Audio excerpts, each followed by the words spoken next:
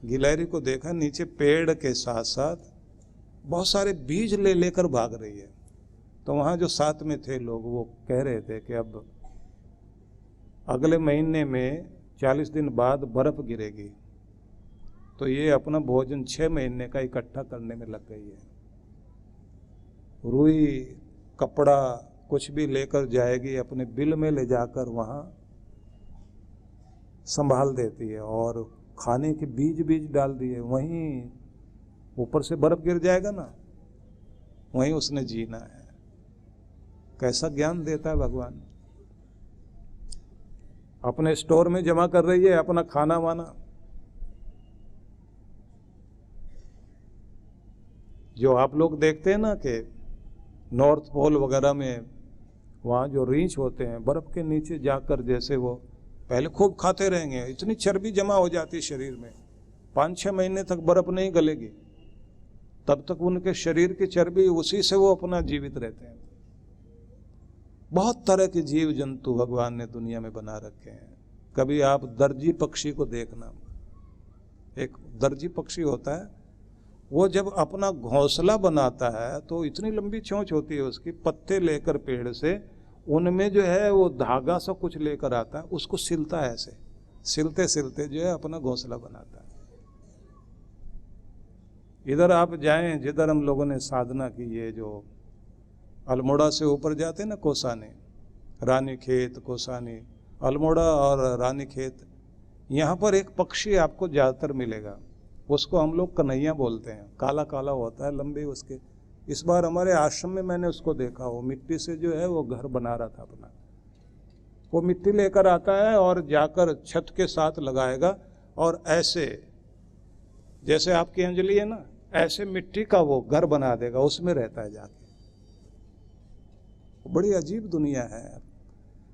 हम लोगों को और किसी का फोटो खींचने में आनंद नहीं आता। ये प्रकृति वाले जो दृश्य देखते हैं ना, साधना के लिए जाते थे तो साथ में कैमरा होता था कि जब खाली हो जाएंगे तो फिर क्या करेंगे, फोटो वोटो लेकर आएंगे, बैठेंगे, देखेंगे, आनंद मनाएंगे।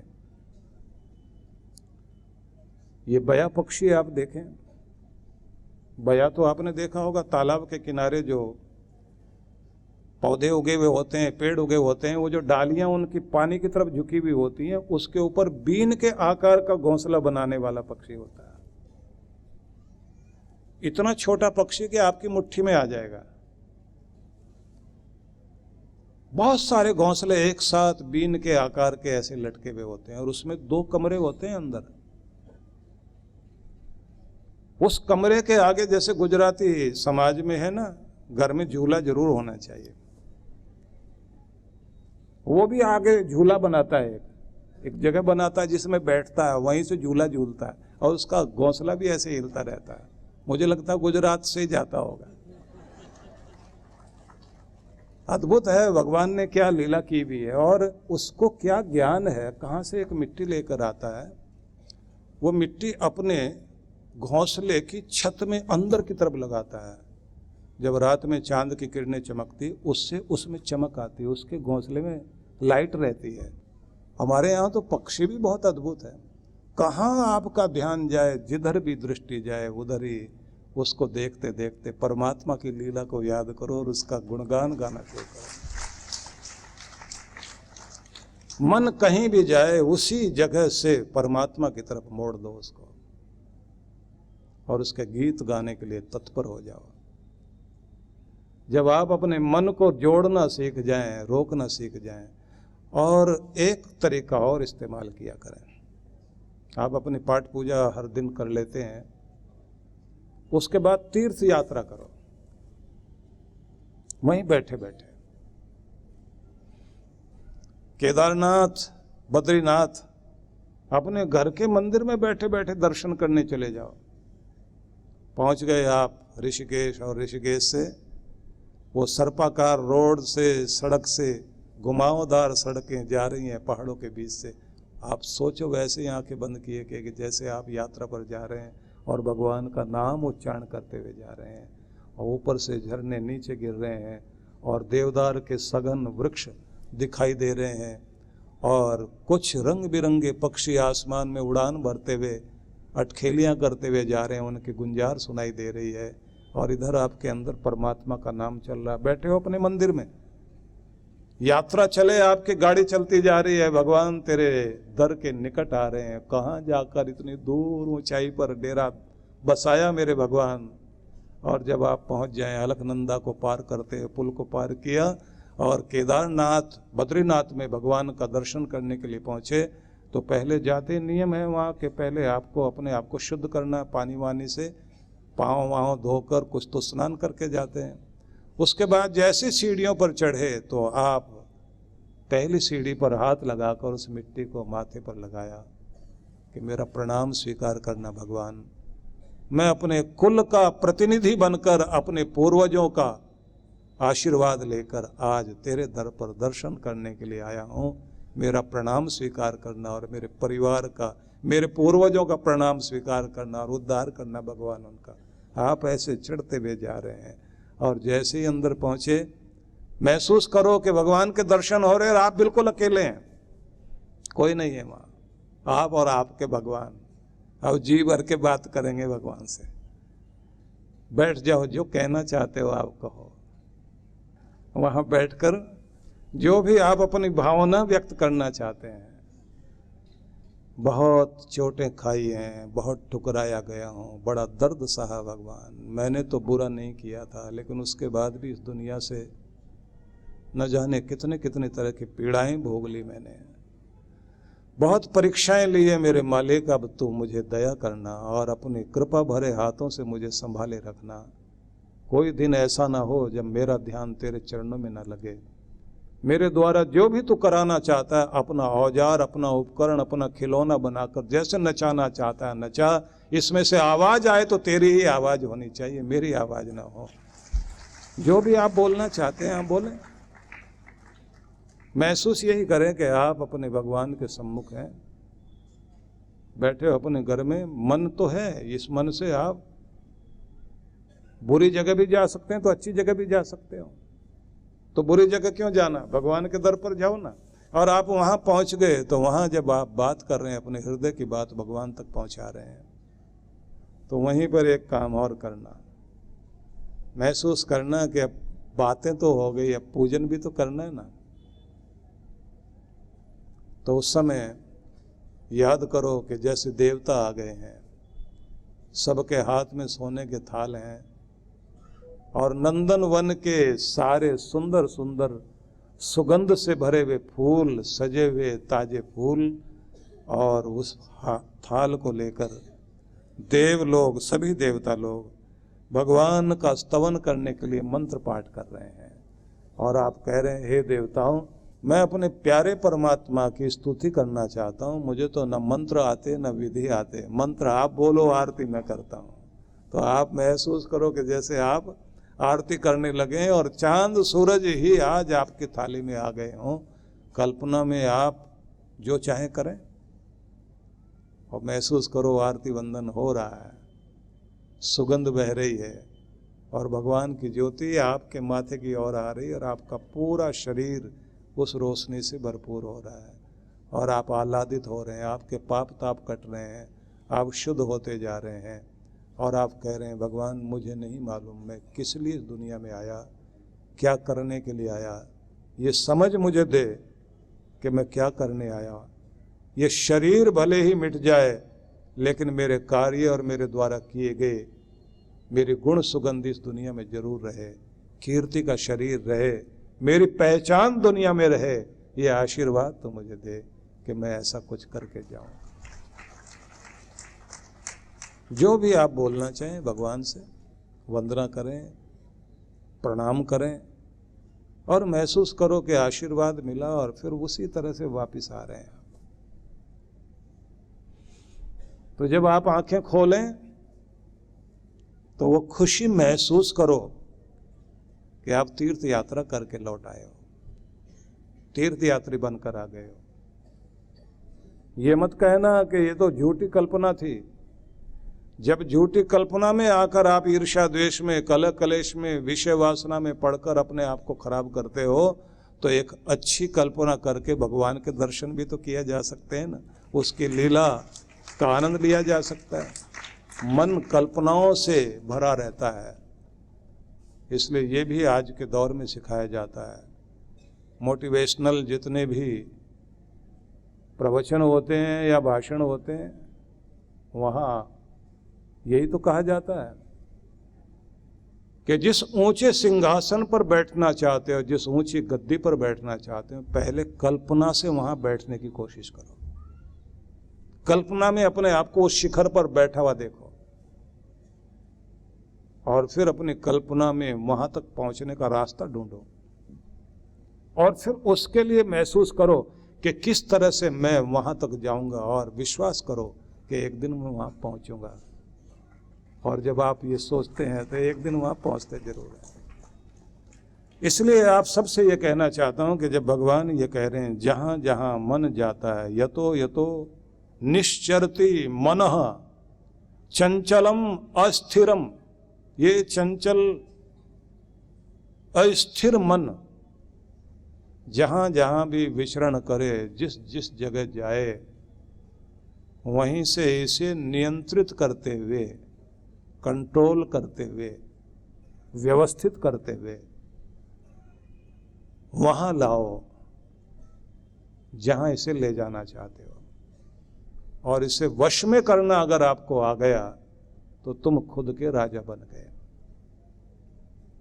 अद्भुत लोग हुए इस दुनिया में जिन्होंने इस मन की शक्ति का लाभ लेते हुए दुनिया में बड़े काम किए। लेकिन ऐसे लोगों के पास में एक खास बात होती है, जिद और जोश। कुछ करने का जोश और कुछ करने की जिद। ये जिद अगर सही दिशा में चल पड़ी तो आप चमत्कार करेंगे, और अगर गलत दिशा में आपकी जिद चल पड़ी तो तबाह करके छोड़ेगी। जिन घरों में पति पत्नी में कोई भी जिद्दी हो गया, घर खराब हो जाएगा। जिद से बढ़कर खराब चीज कोई नहीं, और जिद से बढ़कर अच्छी चीज भी कोई नहीं है। जिद ठानना आना चाहिए। अगर दशरथ मांझी ने जिद ठानी थी तो पहाड़ को काटकर रास्ता बनाना आ गया उस आदमी को। दुनिया को चमत्कार करके दिखा दिया। 22 साल लगा दिए वो एक आदमी ने, लगातार पहाड़ काटता है। और मन में भावना क्या है कि मेरी पत्नी,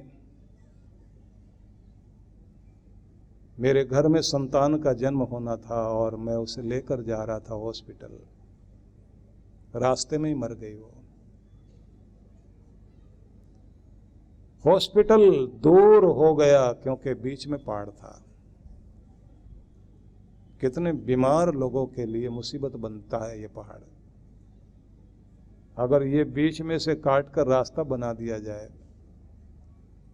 तो कितना लंबा रास्ता रुकेगा लोगों का, जो ये गोल गोल घूम घूम के जाना पड़ता है।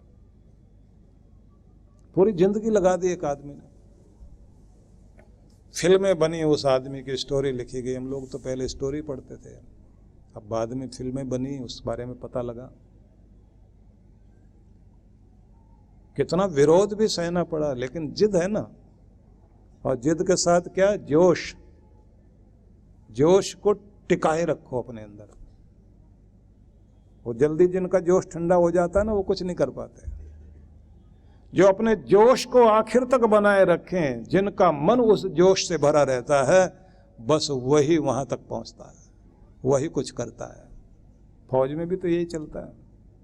वहां भी तो यही कहते हैं ना, अगर अभिनंदन पहुंचा ना वहां और फिर वापस लौटा है तो क्या जिद थी और क्या जोश था, उसी के आधार पर भारत में पूरे देश के अंदर जोश पैदा कर दिया। कितने सारे उदाहरण दुनिया भर में हैं। पाकिस्तान में एक छोटी सी लड़की ने, अमाला ने, जैसे अपने मन में ठाना था ना कि पढ़ना मैंने, आतंकवादियों ने आकर बस में नाम लिया उसका, कौन है वो लड़की, खड़ी होकर उसने जवाब दिया मैं हूं, कि जाओ अपने घर में, पढ़ाई वढ़ाई बंद, स्कूल किसी में नहीं जाना। छोटी सी बच्ची जिद में आकर क्या कहती है, पढ़ूंगी और किसी के रोके से नहीं रुकूंगी। 3 गोलियां मारी उसको,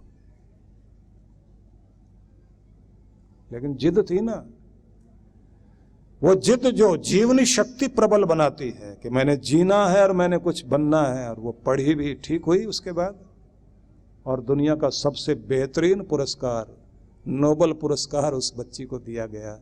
सवाल यह नहीं कि पड़ोसी देश की बच्ची है, सवाल यह है कि एक बेटी इस मिट्टी की मन में ठान लिया कि जीना है और पढ़ना भी है।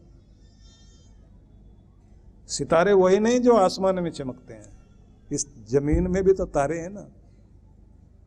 इस धरती के तारे तो वही तो बनते हैं जिनके अंदर ये आग होती है। इसलिए जो मन है ना आपका, ये साधारण चीज नहीं है, ये बहुत शक्ति से युक्त होता है। बुझाओ मत इस मन को रोज रोज दूसरे के ताने और दूसरों की बातें सुन सुन कर अपने आप को, तुम ये नहीं, तुम वो नहीं, तुम ये नहीं कर सकते, वो नहीं कर सकते। कितनी बार गिर गया बच्चा, वो कभी याद नहीं रखता, उसे उठना याद रहता है, इसलिए तो चलना सीखता है। आप भी अगर उठने को याद रखोगे तो जिंदगी में उठते जाओगे और आगे बढ़ते चले जाओगे। क्या नहीं है इसे याद करने से कुछ नहीं होने वाला, क्या है इसे याद करके भगवान का धन्यवाद करना। जिसको आ गया उसकी जिंदगी में और भी धन्यवाद करने के कारण भगवान देता है कि तेरी जिंदगी में धन्यवाद की स्थिति बनी रहे। और जो शिकायती रहते हैं भगवान उनको और शिकायत के मौके देता है कि तू शिकायती बन, रोना रो। ये बातें ही नहीं है। नेल्सन मंडेला अगर 27 साल तक जेल में बैठा हुआ है और अंग्रेज लोग कह रहे हैं माफी मांग और बाहर निकल, उसने कहा मेरे देश छोड़ के बाहर जाओ और मैंने अपने देश को आजाद देखना है। अपने देश का प्रेसिडेंट बना। परम पूज्य श्री सुधांशु जी महाराज एवं ध्यान गुरु डॉक्टर अर्चिका दीदी के सानिध्य में विश्व जागृति मिशन द्वारा 26 से 30 नवंबर 2024 तक श्री कृष्ण ध्यान योग का आयोजन किया जा रहा है। विश्व जागृति मिशन पिछले कई वर्षों से अलग अलग स्थानों पर ध्यान साधना शिविर आयोजित करता रहा है, जिनमें अयोध्या, मनाली, ऋषिकेश जैसे पवित्र स्थानों पर विशेष तौर पर ध्यान के शिविर लगाए जाते हैं। इन शिविरों के माध्यम से अब तक हजारों साधकों ने महाराज श्री से साधना के द्वारा अपने मन को एकाग्र कर अपनी इंद्रियों पर नियंत्रण करना सीखा। ये पहली बार है जब महाराज श्री भगवान श्री कृष्ण की नगरी में ध्यान साधना आयोजित करवाने जा रहे हैं। इस कार्यक्रम में द्वारका तीर्थ दर्शन के साथ साथ गोमती स्नान, समुद्री सैर, जप तप और ध्यान करने का भक्तों को सुनहरा अवसर प्राप्त हो रहा है। द्वारका तीर्थ में साधकों के सुखद आवास के लिए सर्व सुविधा युक्त वातानुकूलित कमरे, होटल और धर्मशालाएं आरक्षित करवाई जा रही हैं। ध्यान साधना शिविर में भाग लेने वाले साधकों के लिए स्थान सीमित है। जल्द ही अपना स्थान सुनिश्चित करें और अधिक जानकारी के लिए संपर्क करें।